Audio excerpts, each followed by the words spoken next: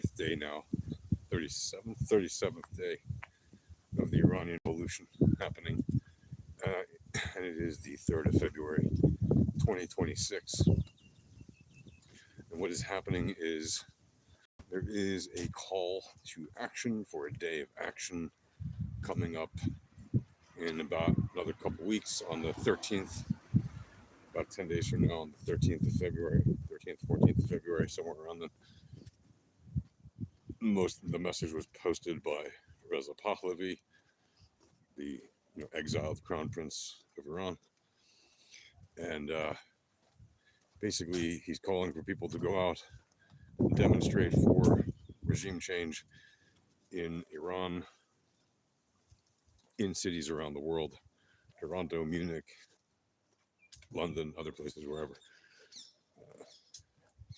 Skeptics will tell you, and I am one of them, that this is kind of like a Hail Mary pass.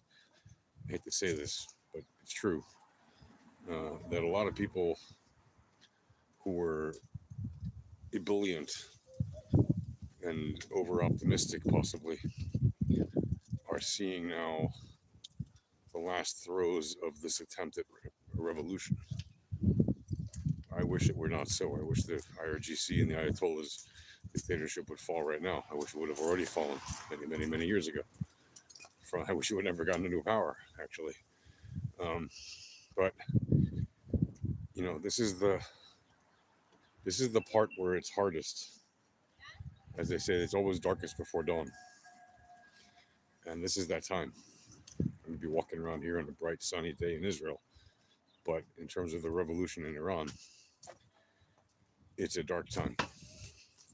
Because you have good, innocent people who have been courageously and bravely putting themselves on the line, facing the bullets, without any protection, and without any way to fight back, just getting mowed down for the simple fact that they just want to live a free life. They want to have democracy, they want to have freedom. And the fact that nobody has come to help them, at least not openly, is terrible. Terrible, terrible, terrible. And frankly, shameful for all of the leaders in the West who said that they would do something and have not. And specifically, I mean Trump. And others as well. But Trump is the head honcho in this case, because we all know it would take U.S. power to dislodge this dictatorship. And so far, we haven't seen it. And there are also messages going out to tell people to call the White House, to tell the U.S. administration not to strike a deal with the dictatorship, because it would be akin to striking a deal with Hitler to allow him to continue being a dictator and oppressing his people and killing everybody that he doesn't like, etc., etc. So we're seeing that go out. We're seeing, all kinds of different calls to action go out.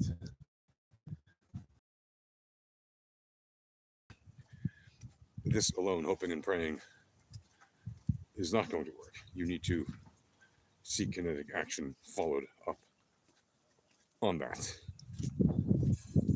And I really hope it happens sooner rather than later. All the pieces are in place. All that's needed is for the president to give the go command. It would seem. Who knows?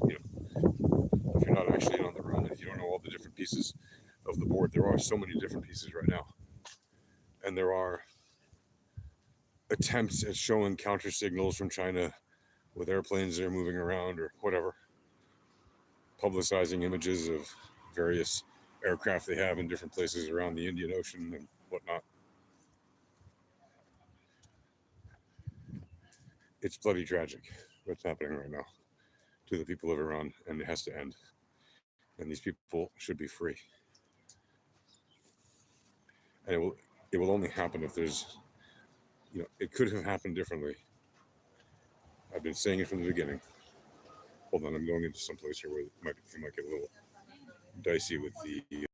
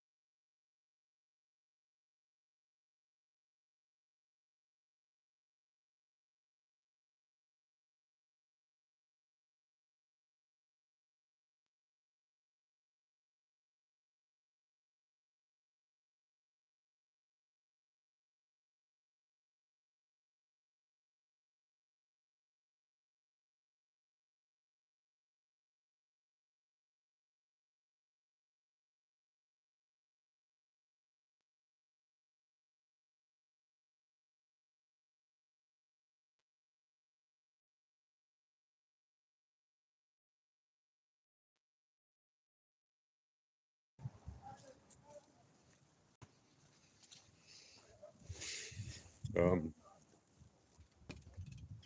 yeah. Anyway, I'll just have a little break there. Maybe I can edit this later. I don't know. So, Iran and the people that are there are quite literally um, holding on, hoping that they will see kinetic action from people that are promised it, namely Trump and the U.S. military. Well, the U.S. military, that Trump would send in the U.S. military to help. Right now, there's a negotiation happening, allegedly. And if there's one thing you can count on, it's that Iran is very good at playing the game of delaying. Right? This is part of the tactic I told you guys that they would do before the outset of any of this happened. I told you the next time. I've been telling you this back in June when we had that 12-day war here with Israel and Iran. And I told you the moment that Trump stopped the war, I told you this is a mistake. And the next time this happens, the next time we see any kind of uprising against Iran, we're going to see the same kind of tactic of delay, slow things down, suppress the people with violence if necessary. And it's usually necessary, and it always is. That's their tactic. And I even told you months ago how they would do it by shutting off the internet in various locations, doing everything in the dark, killing massive amounts of people, then turning the internet back on slowly but surely in different places. Literally this playbook. I mean, it's not that I have a crystal ball. It's that this is the obvious thing they would do. Okay? This is the thing they always do. For 47 years, they've been running their dictatorship this way. So nobody should be surprised that this is happening. Right? If you are surprised, maybe it's because you're new to it. Hello. If you are new to it, do me a favor, like this video and subscribe to my channel so you can learn more about geopolitics and things like what's happening in Iran and in Israel and the wider Middle East and around the world in various conflict areas, which I cover. But currently, obviously, I'm very focused on what's happening in Iran and the Middle East, especially in Israel, Gaza, Lebanon, Syria, places like that. Also in Yemen, other places around the area. And obviously in places that are involved by proxy, like Saudi Arabia and the UAE, they're involved by proxy through Yemen. They're using their resources to keep the conflict in Yemen going between them. And so this is not new. This is not a surprise that we're seeing the people. It may be very, very disappointing to you. I mean, how could it not be? But this is what we're seeing, is that people in Iran have been putting themselves and their lives on the line and losing their lives in significant numbers just on the off chance that the U.S. will actually do something about it. Actually, to their credit, they didn't even expect U.S. help when they started this. They literally just started going out in the streets to protest against the economy collapsing. And the economy in Iran has collapsed almost 100% since then. It was already in a horrible state in December before these protests happened. And now it's gotten a lot worse. If you look at their rial, it fell, more than 96% in value in January. And it was already practically nothing, So it went from when it collapsed in December, when it was doing horribly in December and early January, you could get around 1 million rials to the dollar. And that was before it collapsed 96%, right? Or it was like 780,000 or whatever to the dollar. And then it went to like 1.4 million rials to the dollar. So it's in an absolutely horrifying state that these people have lost their purchasing power, massive, right? If you look at how much they've actually lost in purchasing power, the average person there was earning between $250 and $400 a month. The guy with the average salary in Iran in December, and now that purchasing power has fallen from $250 to $400, has fallen by 96% in value.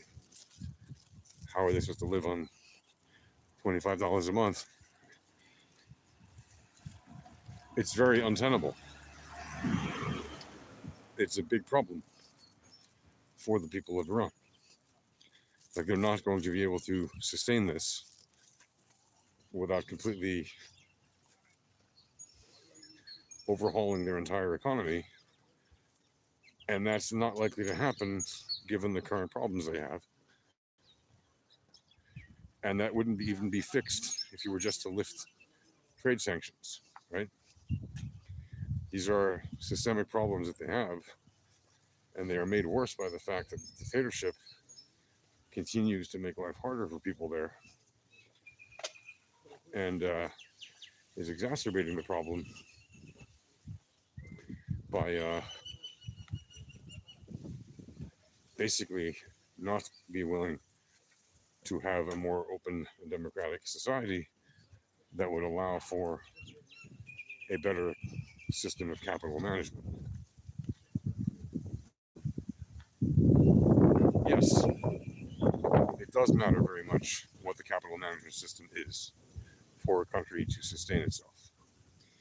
And that is why you're seeing Iran do everything and anything that they can with capital, including giving away oil for free to China and Russia in these ghost ships that they have, in order to basically try to buy political capital from Russia and China to buy their support in case the US does anything, to try to get counter pressure from China and Russia.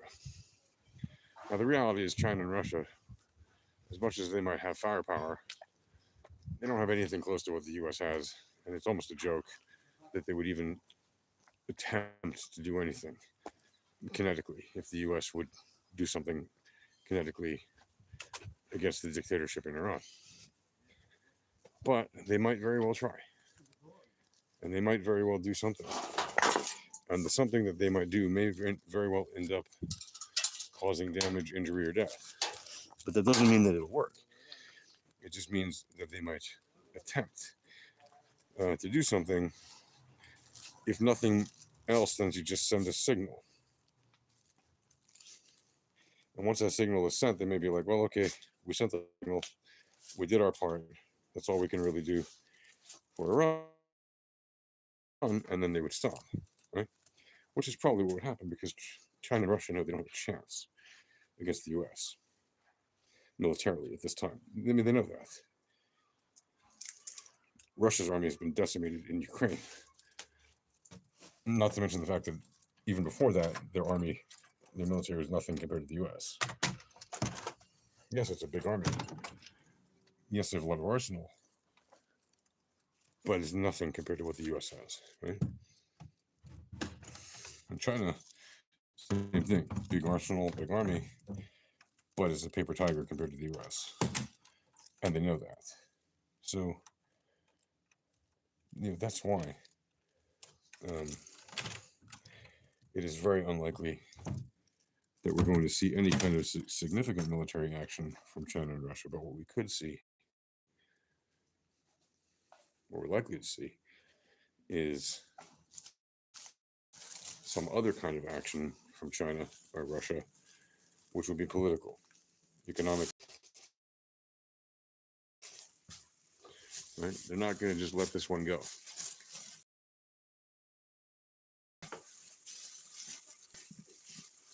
So, anyway, I don't want to dwell on this too long. It is not a wonderful day of news. If you were hoping to get that from me, sorry, I don't have that for you.